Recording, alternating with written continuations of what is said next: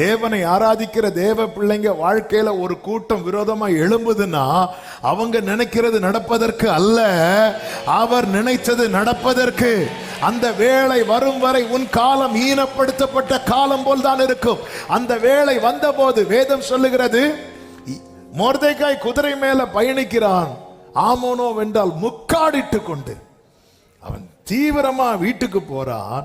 8வது வசனத்திலே சொல்லப்பட்டிருக்கிறது, 8வது அதிகாரம் 16வது வசனத்திலே சொல்லப்பட்டிருக்கிறது, இவ்விதமா யூதருக்கு வெளிச்சமும் மகிழ்ச்சியும் களிப்பும் கனமும் உண்டானது. அன்று ஈனப்படுத்தப்பட்ட காலத்திலே அங்கே என்ன உண்டானது? மகா துக்கம், புலம்பல், உபவாசம். ஆனால் கர்த்தர் மகிமைப்படுத்தின போது என்ன உண்டானது? வெளிச்சம், மகிழ்ச்சி, களிப்பு, கனம் உண்டாயிற்று. எத்தனை பேர் நம்புறீங்க என் வாழ்க்கையில இப்படி ஒரு மாறுதலை என் கர்த்தர் தர வல்லவராயிருக்கிறார்? அன்று ஈனப்படுத்தப்பட்ட காலத்திலே எல்லாரும் யூதரை பார்த்து என்ன சொல்லுவாங்கன்னு சொன்னேன்? நல்ல வேளை நான் யாரா இல்லை.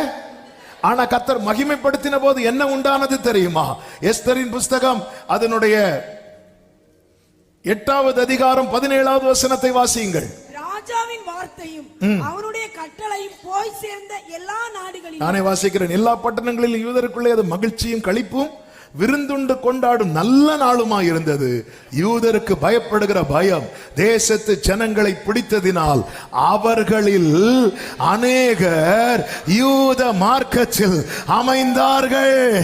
ஆமென். கர்த்தர் உன்னை இந்த ஈனப்படுத்தப்பட்ட காலத்திலே உனக்கு அறிமுகமானவர்கள் கூட உன்னை விட்டு விலகினார்கள். ஆனால் கர்த்தர் உன்னை மகிமைப்படுத்தும் போது அநேகர் உன் மூலமாய் கிறிஸ்துவுக்குள்ளே